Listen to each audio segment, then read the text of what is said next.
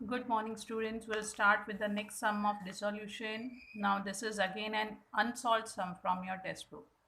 अब last lecture में हमने जो सम किया था वो वन पार्टनर इंसॉल्वेंट का था. अब इस लेक्चर में जो हम सम करेंगे यहाँ पर हम टू पार्टनर्स इंसॉल्वेंट देखेंगे. यानी कि जहाँ पर दो पार्टनर्स इंसॉल्वेंट हो जाएंगे तो हमें सम कैसे करना है वो आज मैं आपको सिखाऊंगी. कल की तरह ही मैं धीरे धीरे लेक्चर एक्सप्लेन करूँगी, कोई घाई में नहीं करने वाली हूँ. I will go very slow. जहाँ पर नया है वहाँ पर मैं एकदम आराम से 2-3 बार आपको एक्सप्लेन करूँगी, तो आपको टेंशन नहीं लेनी है. सम पढ़ना स्टार्ट करते हैं. एज यूजुअल आपकी टेक्स्ट बुक का ही सम है. What is given? Shweta, निपुर and Sahika are partners sharing profit and losses in the ratio 3:2:1. Their balance sheet on 31st March was as under. ये बैलेंस शीट दी है. एसेट साइड में sundry assets है और cash है और capital account है, यानी कि तीन ही चीज़ दी है. तो पहले हम सन्ड्री एसेट ट्रांसफ़र कर लेते हैं. आपको पता है सन्ड्री एसेट कहाँ लिखने हैं? Will write in our realisation account. तो यहाँ पर टू सन्ड्री एसेट एक कॉमन दिया है उन्होंने, बाइफरकेट करके ना देकर साथ में ही दिया 1,60,000. ओके, ये हो गया हमारा. नेक्स्ट क्या है? Cash at bank. आपको पता है बैंक बैलेंस कहाँ लिखते हैं हम? बैंक में. तो बैंक अकाउंट की तरफ चलते हैं.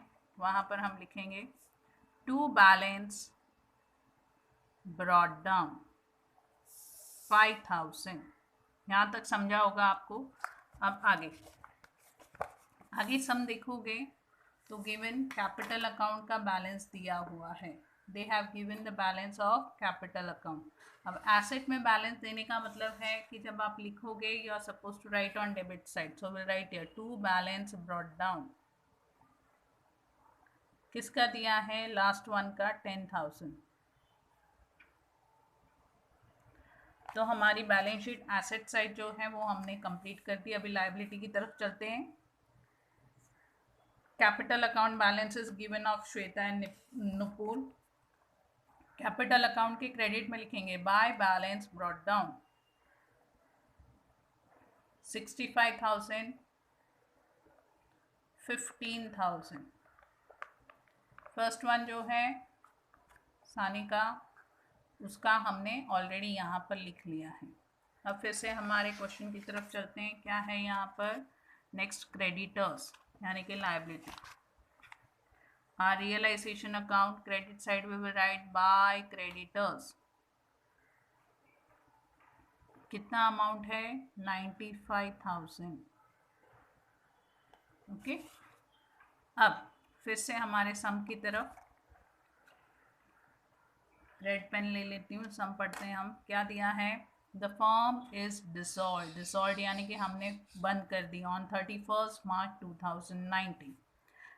Sundry asset realised at 60% of the book value, यानी कि जो भी उसकी वैल्यू दी थी 1,60,000, उसमें से 40% हम नहीं रिकवर कर पाए, लेकिन 60% हमको मिल गया. तो जब हम अमाउंट लिखेंगे हम सिर्फ 60% का अमाउंट लिखेंगे. तो पहले इसकी पोस्टिंग कर लेते हैं हम. Realisation account. रियलाइजेशन अकाउंट की क्रेडिट में लिखना है आपको by bank account. Common heading देंगे. क्या बेचा हमने? Sundry assets. 60% of 1,60,000, so it will come 96,000. Okay, 96,000. Second effect आपको पता है, बैंक अकाउंट के डेबिट में जाएगा टू रियलाइजेशन अकाउंट 96,000. यहाँ तक तो जैसे हम हमेशा करते हैं वैसे ही था, कुछ नया नहीं था. जहाँ से न्यू स्टार्ट होगा मैं 2-3 बार एक्सप्लेन करूँगी, आप टेंशन मत लो. आगे क्या दिया है? Realisation expenses 2,000 paid by Shweta. अब रियलाइजेशन एक्सपेंसेस किसने पे किए? पार्टनर ने पे किए. खर्चा है तो रियलाइजेशन अकाउंट के डेबिट में लिखना है टू श्वेतास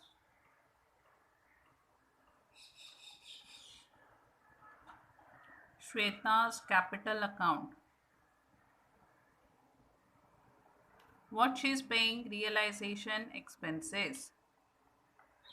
कितने 2000। साथ में ही इसका सेकेंड इफेक्ट कर देंगे। यहाँ पर हमने लिखा है टू श्वेता कैपिटल अकाउंट, यहाँ पर हम लिखेंगे बाय रियलाइजेशन। श्वेता के कॉलम में 2000 लिखोगे। ओके, यहाँ तक क्लियर हुआ। अब सम की तरफ चलते हैं फिर से। What is given next? Nupur and Sanika both are insolvent. कौन कौन इंसॉल्वेंट हो गए? नुपुर और सानिका दोनों इंसॉल्वेंट हो गए। नुपुर के प्राइवेट एस्टेट को बेचकर we got a surplus of 3000 और सानिका के प्राइवेट प्रॉपर्टी बेचकर हमको 8000 मिले। तो पहले ये जो 8000 है और 3000 है इनकी पोस्टिंग कर लेते हैं, फिर आगे का सब मैं आपको समझाती हूँ। अब Nupur brought 3000, Sanika could bring only 8000। तो पहले इनका इफेक्ट दे देते हैं। अब यहाँ पर आप इनका एक पहला इफेक्ट जाएगा partners capital account credit side by bank account. Shweta तो सॉल्वेंट है, नुपुर कितना लेकर आई? 3000 और सानिका ब्रॉड 8000। ओके, अब इनका यहाँ पर बैंक अकाउंट वर्ड यूज़ किया है और दोनों की कॉलम में जितना पैसा वो लेकर आए वो हमने लिखा है। सेकेंड इफेक्ट जाएगा बैंक अकाउंट में, यहाँ क्रेडिट वहाँ डेबिट में लिखना है। To Nupur's capital account 3000 to Sanika's capital account 8000। यहाँ तक क्लियर हुआ? इतना इंसॉल्वेंट पार्टनर अपना प्राइवेट प्रॉपर्टी बेचकर ले आए, बाकी वो नहीं लेकर आए। सब की तरफ चलते हैं। मुझे लगता है हमने सारी की सारी पोस्टिंग कर ली है, कुछ बाकी नहीं बचा है। अब सिर्फ क्लोजिंग बचा हुआ है। क्लोजिंग कैसे करना है मैं वो आपको सिखाती हूँ। तो सबसे पहले जो आप अकाउंट क्लोज करोगे that will be your realisation account. Okay, as usual जैसे हम क्लोज करते हैं वैसे ही क्लोज करना है। दोनों साइड का टोटल देखना है, कौन से साइड का टोटल हैवियर है। अच्छा, हमने क्रेडिटर्स तो पे ही नहीं किए।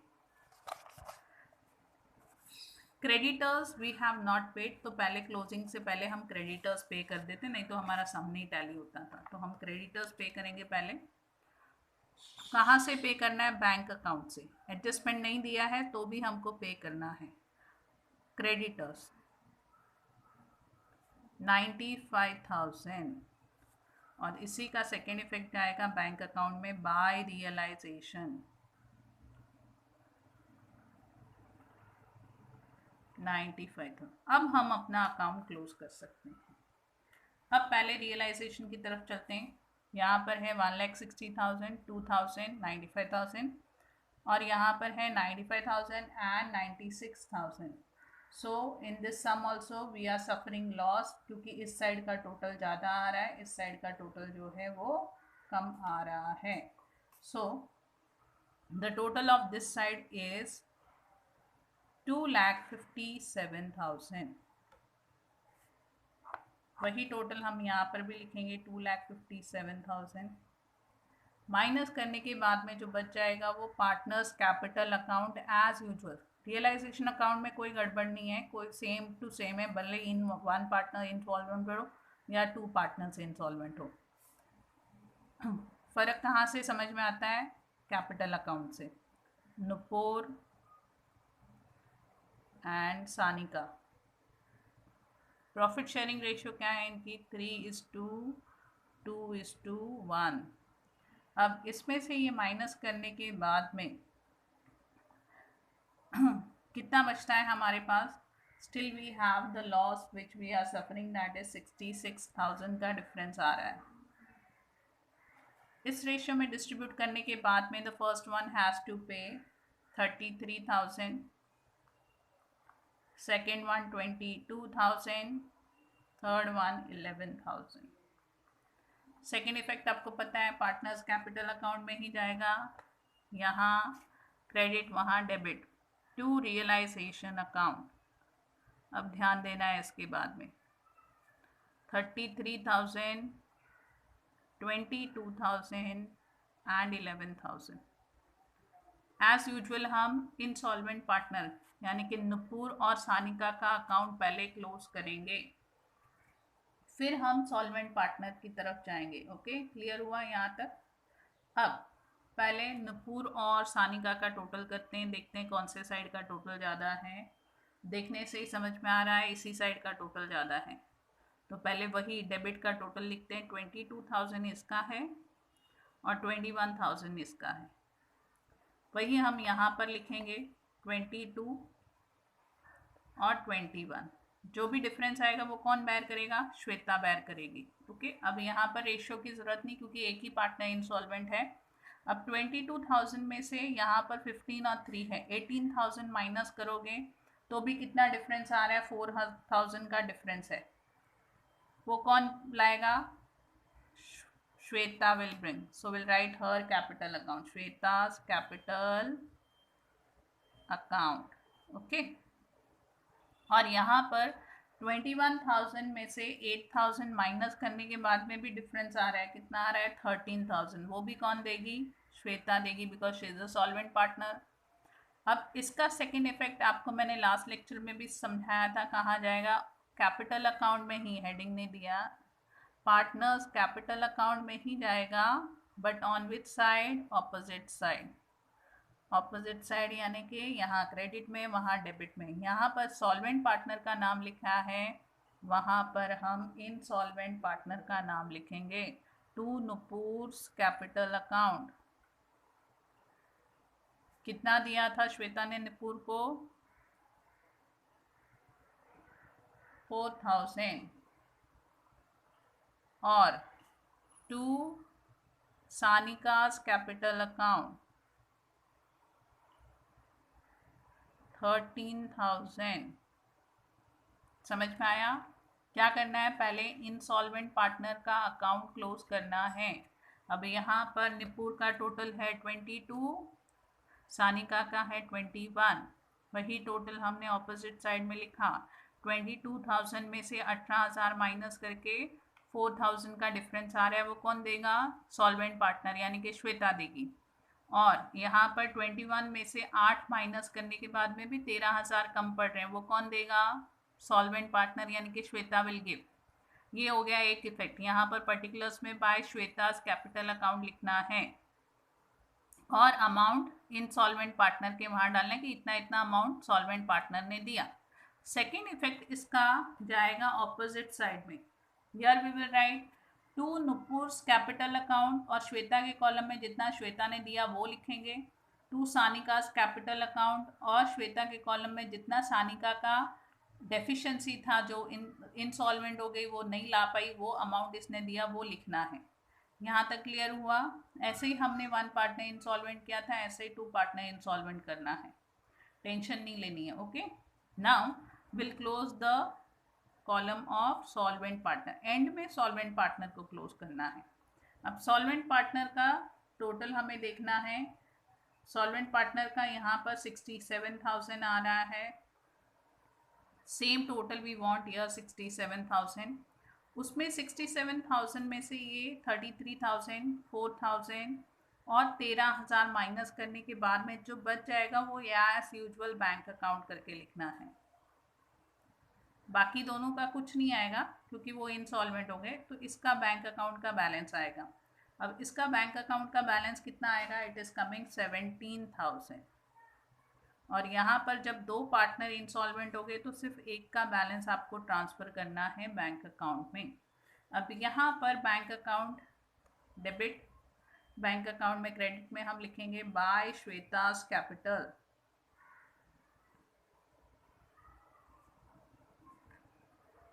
$17,000।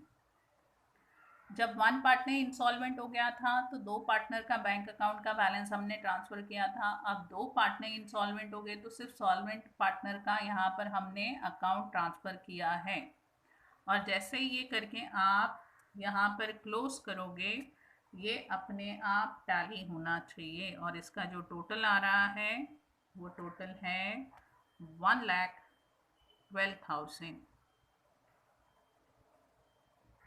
ओके, अब मैं फिर से ऊपर समझाती हूँ ताकि आपको कंफ्यूजन ना हो।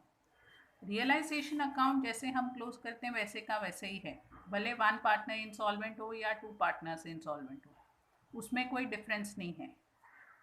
सिर्फ डिफरेंस कहाँ है, जब आप partners capital account specially close करते हो और वन पार्टनर और टू पार्टनर में ध्यान रखना है, जो पार्टनर इंसॉल्वेंट हो गए हैं पहले उनका अकाउंट क्लोज करो। अब इस सम में नुपुर और सानिका दोनों इंसॉल्वेंट है, तो आपको उनके कॉलम पहले क्लोज करने हैं। पहले देखना है कौन से साइड का टोटल ज़्यादा है, डेबिट का ही टोटल ज़्यादा है।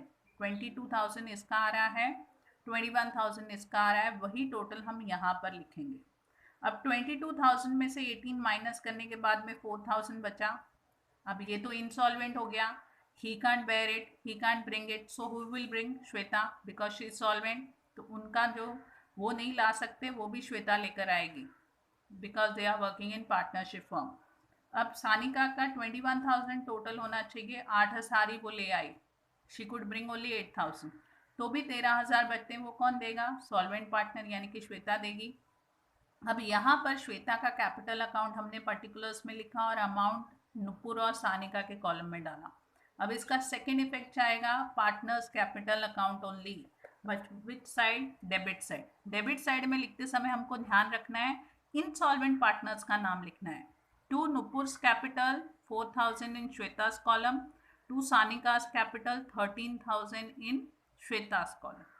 फिर सिर्फ जो सॉल्वेंट पार्टनर बचता है उसका अकाउंट जैसे हम क्लोज करते हैं वैसे ही क्लोज करेंगे। यहाँ 67,000 है, वही टोटल हमने यहाँ पर भी लिखा, 67 हो गया, और 67 में से 33, 4,000 और 13,000 माइनस करने के बाद में भी हमारे पास कितना बचता है? We are having, after subtracting 50,000 we got 17,000। 17,000 जैसे हम यहाँ पर ट्रांसफ़र करेंगे, बैंक अकाउंट में लिखेंगे, तो बैंक अकाउंट ऑटोमेटिकली अपने आप टैली हो जाएगा। तो आपको ध्यान रखना है, भले वन पार्टनर इंसॉल्वेंट हो या टू पार्टनर इंसॉल्वेंट हो, realisation account is close in same way. Capital account में सिर्फ जो इंसॉल्वेंट पार्टनर है पहले उनको क्लोज करो, फिर सॉल्वेंट पार्टनर को क्लोज करो। जब वन पार्टनर इंसॉल्वेंट होगा तो दो पार्टनर का बैंक अकाउंट करके बैलेंस आएगा। जब टू पार्टनर्स इंसॉल्वेंट हो जाएंगे तो सिर्फ एक सॉल्वेंट पार्टनर का बैलेंस आएगा। यहाँ पर भी अगर देख रहे हो तो सिर्फ श्वेता का बैलेंस है, तो वो हमने ट्रांसफ़र किया है। जब वन पार्टनर इंसॉल्वेंट थे तो दो सॉल्वेंट पार्टनर थे तो उनका बैलेंस आया था। ओके, तो ये सम भी इतना हार्ड नहीं है, वन और टू पार्टनर तक तो टेंशन नहीं लेनी है। जब थ्री पार्टनर इंसॉल्वेंट होते हैं तभी थोड़ा सा दिमाग आपको लगाना पड़ेगा, लेकिन वो भी मैं आराम से धीरे धीरे एक्सप्लेन करूँगी तो आपको समझ में आ जाएगा कैसे करना है। ये सम भी मैंने एकदम आराम से आपको एक्सप्लेन किया है, कोई घाई नहीं की है, क्योंकि पोस्टिंग करने में मुझे हार्डली 10 to 11 मिनट्स लगे। बाकी के 6, 7, 8 मिनट जो भी मैंने वेस्ट किए हैं आपको एक्सप्लेन करने में ही किया है। तो आपको क्या करना है, अच्छे से सम व्यू करना है, view the sum nicely 2 to 3 times, because it is of two partners insolvent. दो पार्टनर यहाँ पर इंसॉल्वेंट मैंने आपको आज के लेक्चर में सिखाए हैं। तो आपको ये ध्यान से 1 या 2, 3 बार, जितनी बार भी आप व्यू कर सकते हो व्यू करो, जब तक आपको समझ में नहीं आता है। एक बार व्यू करने से समझ में नहीं आया, very good, you can go for the second time. Second time नहीं समझ में आया, थोड़ा समझा थोड़ा नहीं समझा, तीसरी बार व्यू करो। 3-4 बार व्यू करोगे तो कॉन्सेप्ट क्लियर हो जाएगा। व्यू करने के बाद में छोड़ना नहीं है, उसी समय अपनी नोटबुक लो और अपना सम सॉल्व करके देखो। तभी का तभी तुरंत आप व्यू करने के बाद में सॉल्व करोगे तो आपको कॉन्सेप्ट और क्लियर हो जाएंगे, और समझ में आएगा कि कहाँ नहीं आ रहा है, कहाँ मुझे और ध्यान देना है। और जहाँ पर आपको नहीं समझ में आ रहा है वहाँ पर फिर से लेक्चर रेफर करो, फिर से देखो मैंने सम कैसे सॉल्व किया है, and then again you start solving in the same way. Journal ledger दोनों की प्रैक्टिस करो, again I am saying, journal ledger दोनों की प्रैक्टिस करो, जर्नल भी करो लेजर भी करो। ज़्यादा करके इंसॉल्वेंट सम में they ask ledger only, they don't go for the journal. Journal वहीं पूछते हैं जहाँ पर सारे पार्टनर सॉल्वेंट हो, तो जब इनसॉल्वेंट है they will ask you ledger only, क्योंकि वहाँ पर थोड़ा दिमाग चलाना पड़ता है। तो ये सम व्यू करना है अच्छे से और फिर नोटबुक में सॉल्व करना है। टू पार्टनर इंसॉल्वेंट हो गए, ध्यान से लेक्चर व्यू करना, कहाँ पर क्या किया है मैंने, कैसे किया है, और फिर उसी दिन आप नोटबुक में सॉल्व करो। नोटबुक में सॉल्व करने के बाद में फिर भी आपको कोई अगर डाउट होता है, when I take lecture on Google Meet you can ask me that doubt, okay, don't worry, I will explain again. अच्छे से लेक्चर व्यू करो 2-3 बार, फिर भी नहीं समझ में आया आप मेरे को, जब मैं गूगल मीट पर लेक्चर लूँगी आप मुझे तब भी पूछ सकते हो। So take care, have a nice day.